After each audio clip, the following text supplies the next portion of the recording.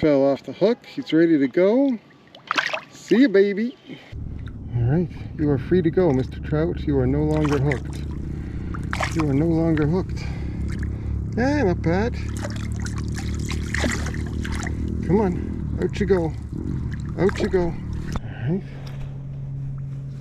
You ready to go, bud? Come on, out you go. Hello everyone, back at it again with another video. We've got unseasonably warm temperatures for late December, so I decided to put on my waders and take advantage of this nice weather. It's probably around 50 degrees right now. We've got south winds, and that's important. You want to be on the windy side of the pond if you're going to be fishing from shore or waders. All that does is it blows bugs and basically the whole food chain closer to shore within casting distance, and that's basically what you're limited to, is casting distance. I've got two rods with me. One is a spoon rod and one is for a little yellow and white tube, and I'm going to start with the spoon first. Now the other thing that I'm doing, and this is important and a lot of people skip over it, is the very first thing I'm doing is walking. Now, for whatever reason, this is true for ice fishing and trout ponds and wading and even striper fishing. Most people will not walk more than 100 yards from the access. And the access could be a boat ramp or whatever it is. They will not walk more than 100 yards. And so if you're willing to walk 200, 300 yards, a quarter mile, whatever it is, you're already fishing water that 90% of the people don't fish. 90% of the people fishing from shore. Boats are different. People go all over the place with boats. But I'm talking about shore fishermen or ice fishermen without quads or snowmobiles. They will not walk more than 100 yards. I see this over and over and over again. Even people that, they're young, healthy, they just don't want to walk. And so if you're willing to walk and put in just a little bit of effort, you're already fishing where 90% of the people never fish. And the fish tend to be a little bit less educated, a little bit easier to catch.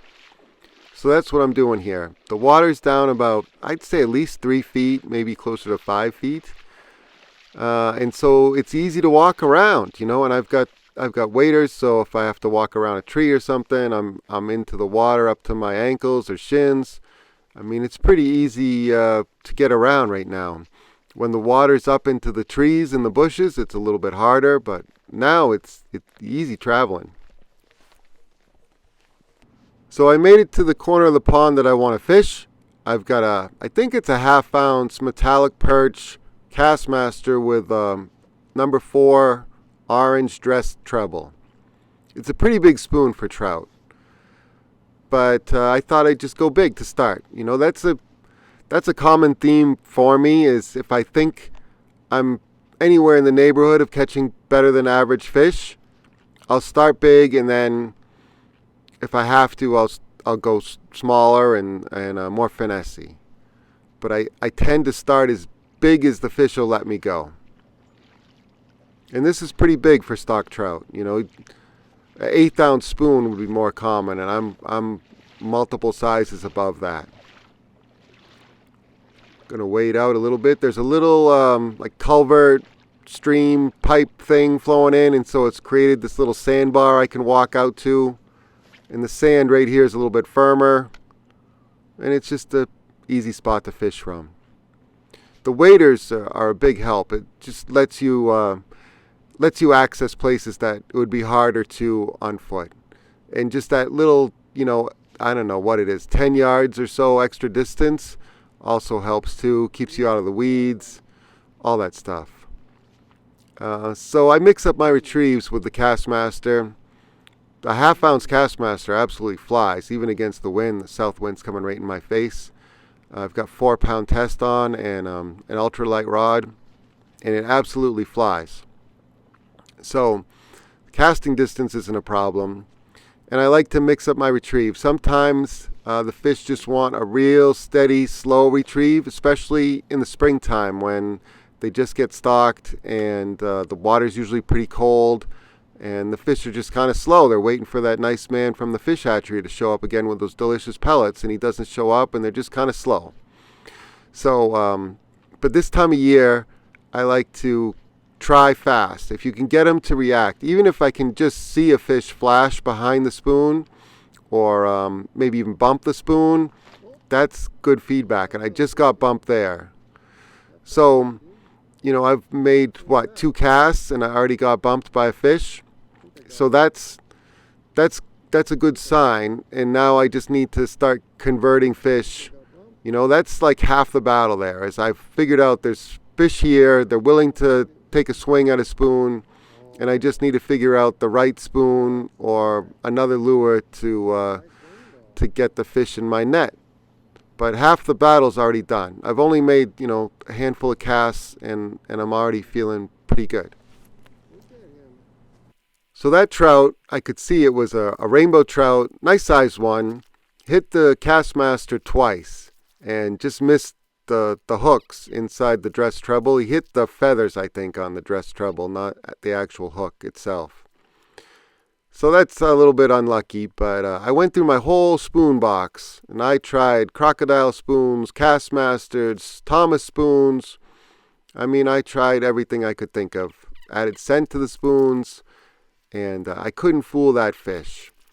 And eventually I decided, since the only action I had was on that half-ounce kastmaster, there's a Thomas Colorado spoon going back in the box, I'd put that half-ounce kastmaster back on and just move down the bank 20 yards, stop, fish for a bit, and then do another 20 yards, fish for a bit.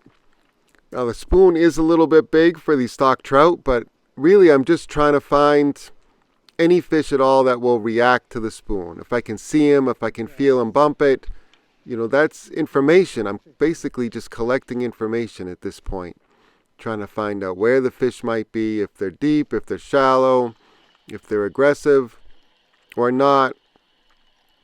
Anyway, I finally hooked up with one. After, every 20 yards or so, I just moved down the bank and set up a little bit. And I had a fast retrieve going there, and he hit it on a faster retrieve. And this one I actually stuck. And this is a different fish. I'm probably 40, 60 yards away from where I started fishing. And I'm just kind of systematically trying to cover water. Hey, that's a nice rainbow in the net.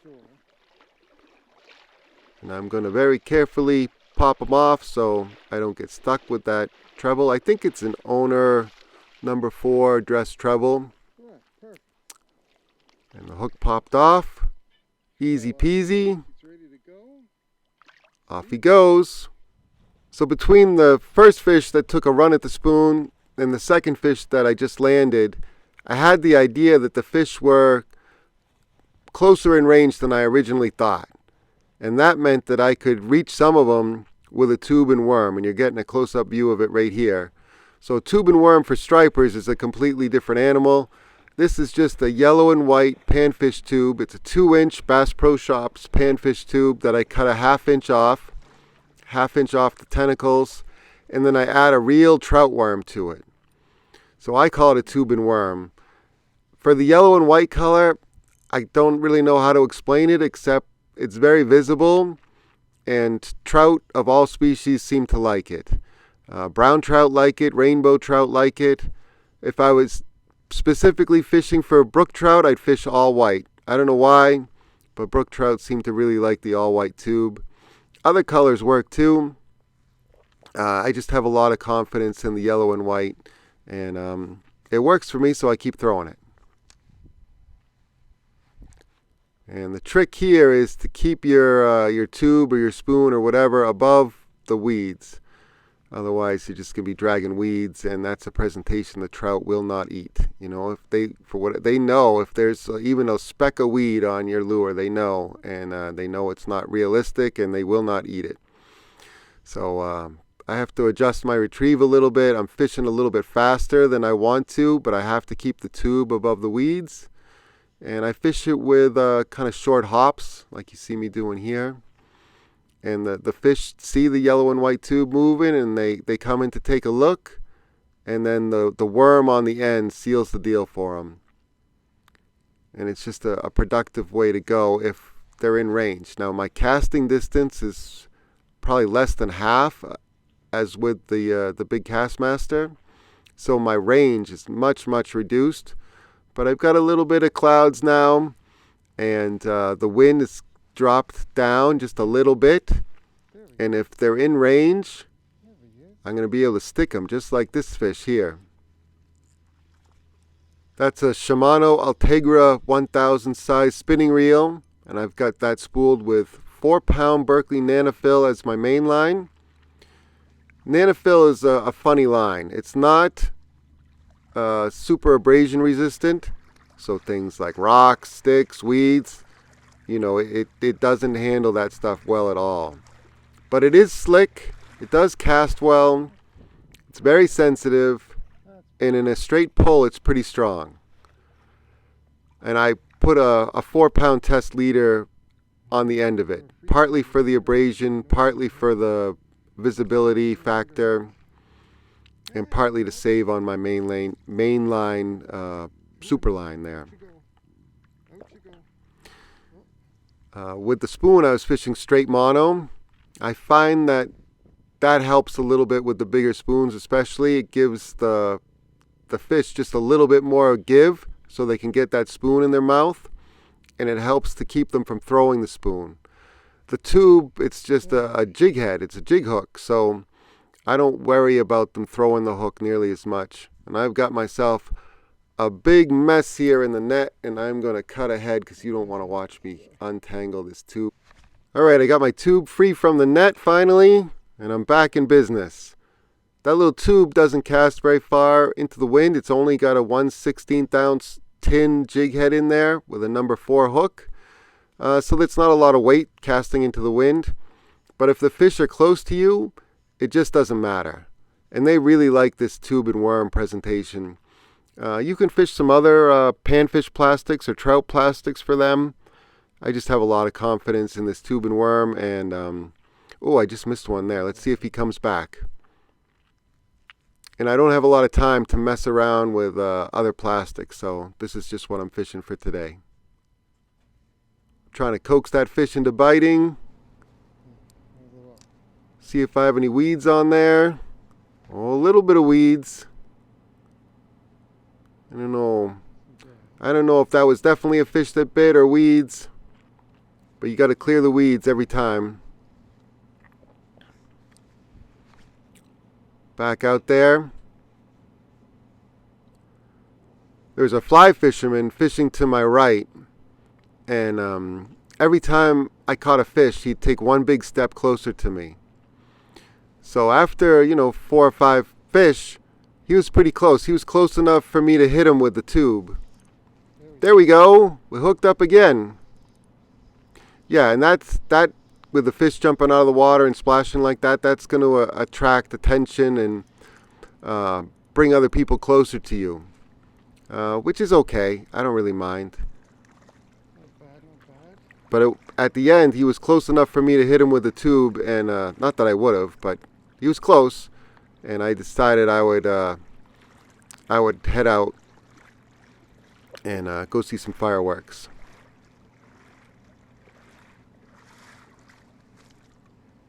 Yeah, that's another nice little rainbow. I don't think he's quite as big as the last one, but that's all right. These were all cookie cutter rainbows. I would guess that most of them are from a fall stocking. This one's giving me a little bit of trouble. I'm going to have to get my glove wet, which I do not want to do. That's the worst thing you can do when it's cold out, is get those gloves wet. But it's really not that cold right now. So I'm getting away with it. Plus I always carry an extra pair with me, but they're in the car in this case, so I'm just going to have to deal with wet gloves. See ya, fish! I lost my worm on that last fish, so I just need another little piece of worm. Something around an inch long is a good length for the worm. If you put on, some worm that's 4 inches long, all the fish do is pinch off the extra 2 inches. So, something like that where it's just dangling right right beyond the tentacles of the tube. That works pretty well for me. And I'm right back out there and fishing. I was catching them one after another for a little bit. I adjusted my drag there, tightened it back up. You want to stay in contact with the tube. Sometimes they hit it on the fall. Sometimes, I think I just missed one there. I missed them again. Sometimes they hit it when you lift it up. Sometimes they hit it on the fall. You just have to pay attention. And I have one, messing with me pretty severely right now. Did I finally stick him? No, I didn't stick him. He followed it all the way up to my feet practically. I'll get him though. I got my finger on the rod blank so I can feel when they bite. The nanofill's pretty sensitive too. You can feel them, it feels like a jolt down the rod because that superline doesn't have any stretch. Much better sensitivity than with the spoon rod, for example. There he is. Finally stuck him. More splashing, that's going to attract more attention, but that's okay. These are just stocked rainbow trout.